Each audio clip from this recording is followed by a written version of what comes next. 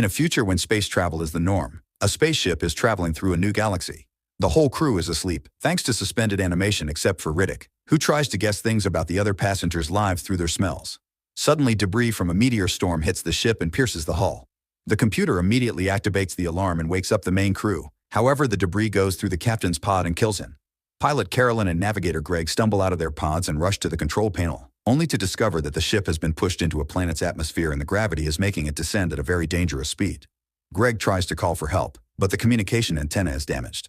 Carolyn rushes to the pilot chair and releases various parts of the ship before putting it into a roll. The spaceship slows down a little bit, but it isn't enough, so she has no choice but to drop the passenger pods. When Greg realizes what she wants to do, he blocks the airlocks.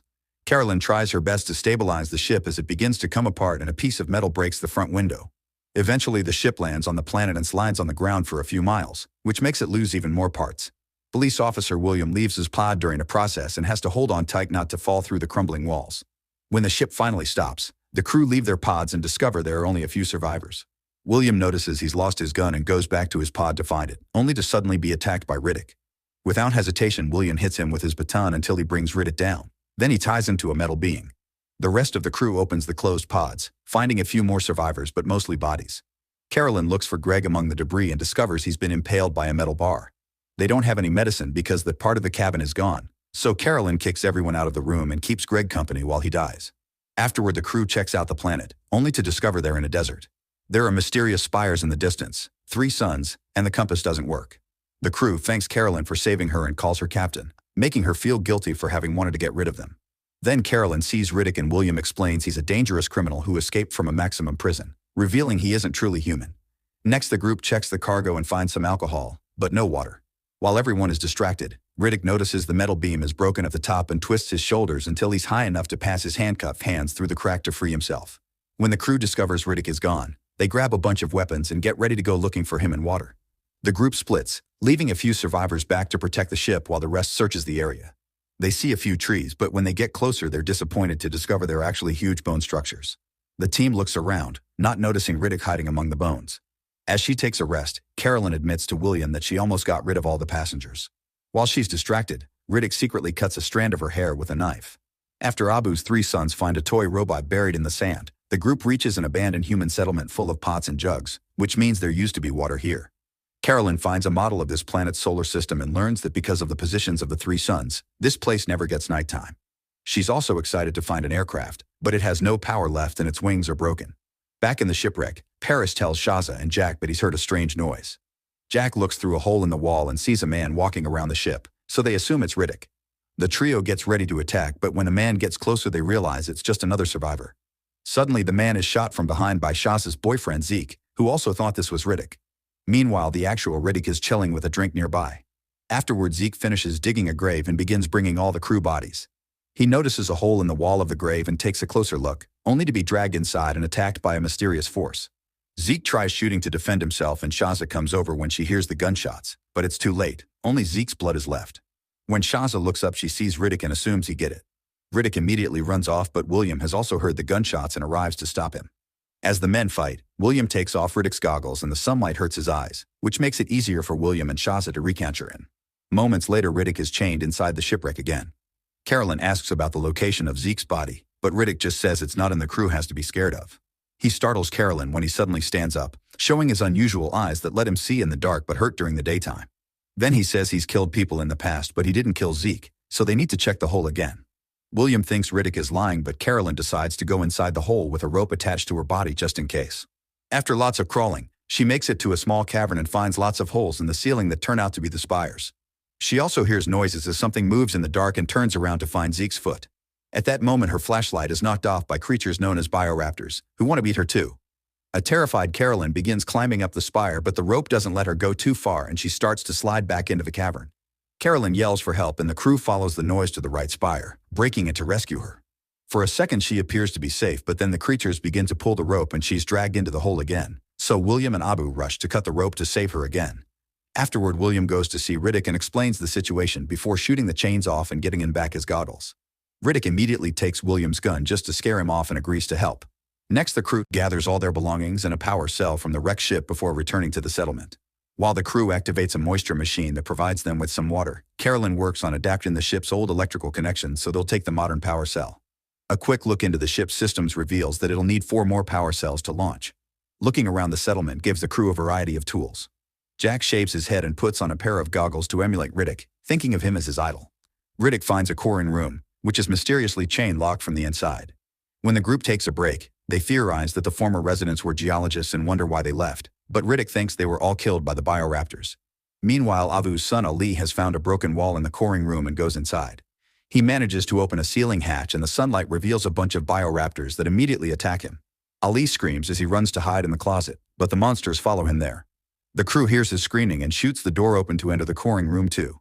At first it appears to be empty, but when Abu opens the other door all the bioraptors fly out and escape through the shaft in the ground. When Abu looks in the closet, he's devastated to find his son dead. While the family buries Ali, the crew looks inside the shaft with a flare and finds lots of skeletons.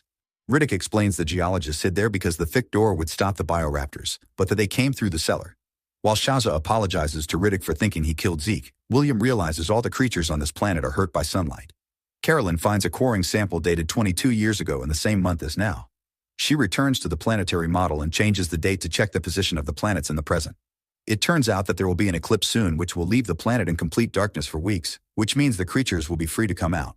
A worried Carolyn announces they must finish repairing the wing and brings the other power cells quickly before darkness comes. In private, William warns her that last time Riddick escaped by flying a ship and killing the pilot, so they mustn't bring the power cells until the last minute. Then William hurries to leave the ship so he can throw up outside. Riddick notices he's shaking and guesses he's going through withdrawal. Minutes later, Riddick also talks to Carolyn in private. He reveals that William isn't a cop. He's actually a mercenary who hasn't killed Riddick yet because he wants to collect the bounty. Riddick also tells her that William is an addict. A furious Carolyn goes to confront William, walking on him as he's injecting his eye. After William admits he's not a cop, Carolyn discovers his stash of medicine, which could have saved Greg, but William kept it secret to consume recreationally. She begins yelling at him, but William interrupts her by showing her the scars he got from his fight with Riddick, saying he can take care of himself. When the crew goes outside, they discover the planets are already moving close, so the darkness will arrive soon. Shaza finishes fixing a Samcat vehicle and the crew jumps on it to go back to the shipwreck. As the sky starts to turn black, the crew works as fast as possible to load all the power cells on the vehicle. Unfortunately, they aren't quick enough, and when the darkness finally takes over, they can't lead because their car is solar-powered. At that moment, they hear screeching and see all the bioraptors flying out of the spires.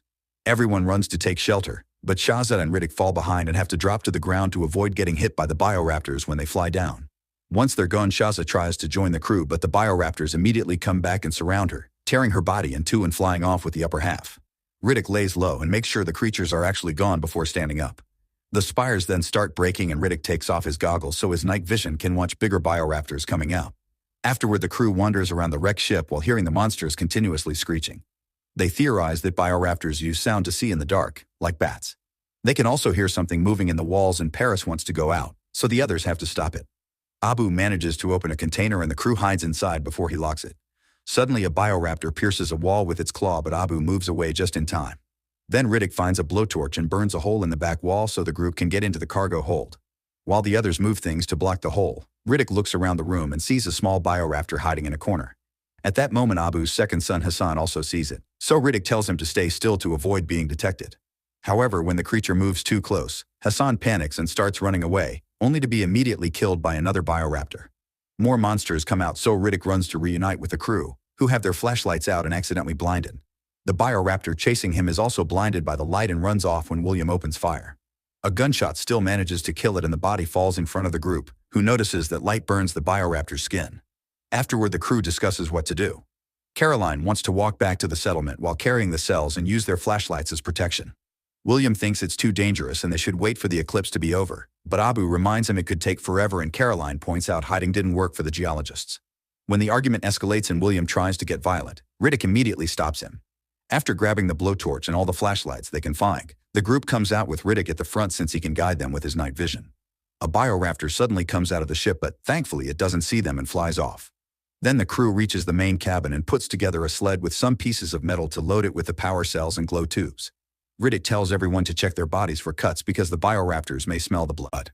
Once everything is ready, the group finally takes off. They run in the darkness with Riddick at the front, finding the way while the others push the sled. The bioraptors are always around them but don't come too close because of the lights. When the blowtorch stops working, Paris tries grabbing a flashlight and accidentally drops it. Jack leaves the light circle to retrieve it and a monster tries to attack him, so Abu jumps on top of him to protect him with his lights. The bioraptor flies above them and William scares it with a few shots, but Paris still panics and crawls away, pulling at the tubes as he moves and breaking the battery that's keeping the lights on. Paris stops when he notices he's bleeding and takes a sip of his drink to spit it on a lighter, which creates a big flame that reveals the bioraptors surrounding him. When the fire goes off, the monsters feed on Paris, which Riddick can see in detail. After lighting some torches and flares, the team notices their own tracks on the ground and worries about possibly being lost. Riddick explains he took an extra round because he needed time to think since there's a canyon ahead. He also points out Jack is bleeding and calls him a girl. Jack admits she's actually a girl who dressed as a boy so the other crew members wouldn't mess with her. Since she's on her shark week, the bioraptors have been tracking her blood all along. Because of this, Carolyn thinks being out is a mistake and they should go back. William immediately gets angry and begins insulting her, so Abu comes to her defense. This makes William tell everyone that Carolyn almost threw them all off the ship and she attacks him to shut him up, but William easily knocks her down. Since William and Riddick keep moving forward, the others have no choice but to follow them. As they cross the boneyard, William says that Riddick should throw Jack at the creatures as bait.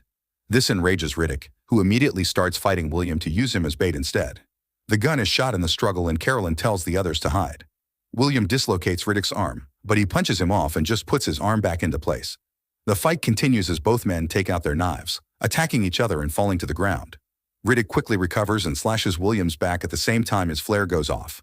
As Riddick disappears into the darkness, a bioraptor flies down to make William fall, then it stabs him with its claw and begins eating him. Afterward, Riddick reunites with the crew, who are running back to the wrecked ship. He makes them understand it's a bad idea, so they start making their way to the settlement again.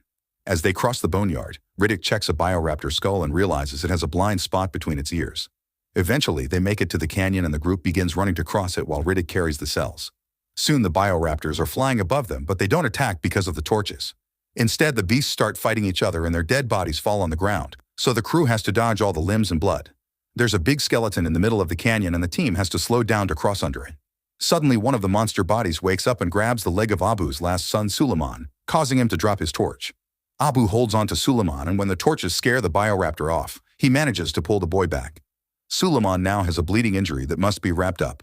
Meanwhile, Riddick is still moving ahead and Jack tries to tell him to wait. At that moment, another bioraptor flies down and captures Jack under some bones. Carolyn tries to burn the creature with her flashlight, but it gets knocked off her hand by the bioraptor's tail. Riddick finally comes back and catches the beast's paws while dodging its attempts at biting him. When he has an opening, he takes out his knife and quickly kills it. Now the team can keep moving, although Suleiman has trouble running and Abu has to help him. To make matters worse, it starts raining, which puts off most of their torches. As Jack and Carolyn try to protect the last flame, a bioraptor on top of the canyon reaches down with its tail and kidnaps Suleiman, leaving Abu with no family. Then Riddick finds a cave in the canyon wall, so he makes Carolyn, Jack, and Abu hide inside with the last flame and blocks the entrance with a rock before going back to walk with the power cells. While Riddick reaches the settlement and activates the spaceship, the cave trio worries because they can hear the creatures and their flame is going out. Thankfully, the cave is full of glowing slugs, so they put them inside their bottles to make new torches. Thinking Riddick will leave them behind, Carolyn leaves the cave and finds Riddick in the shipwreck before he can take off. Riddick refuses to help her save the others and offers to run away together, so a furious Carolyn tackles him to the ground and reminds him she's the captain. It's easy for Riddick to overpower her and press a knife against her neck, demanding to know if she'd die for Jack and Abu. Carolyn says yes without hesitation. In the cave, Abu and Jack see the rock move and think it's over, but it's just Riddick and Carolyn saving them. Without the cells, the team can run faster through the canyon, but there still are a few bioraptors on the ground. Riddick makes everyone hold hands and keep running since the monsters just fly off at the sight of the torches. Carolyn, Abu, and Jack soon make it to the settlement and rush into the ship. However, Riddick slips on the mud while helping them and falls behind. A bioraptor follows him to the settlement, so Riddick meets him face to face. By following its movements, Riddick can stay in its blind spot and not be seen. Unfortunately, a second bioraptor appears behind him, leaving him trapped. Abu thinks they should leave already, but Carolyn hesitates. When she hears Riddick scream, she follows the noise and finds a severely wounded Riddick on the ground. He can barely move, but Carolyn refuses to give up and tries to help him. When they're about to leave, a bioraptor stabs her from behind and takes her away. Riddick collapses as he yells in grief. Minutes later, Riddick is on the ship with Abu and Jack. He powers up all the engines, only to suddenly turn everything off. A bunch of bioraptors approaches the aircraft and Riddick waits until they're close enough to activate the engines again, burning or running over all the monsters in one move. As the ship reaches outer space, Jack asks Riddick what they're going to tell the authorities later. He explains that Riddick died somewhere on the planet, implying he's become a caring human again. Make sure to subscribe and turn on notifications so you can watch more videos like this. Thanks for watching.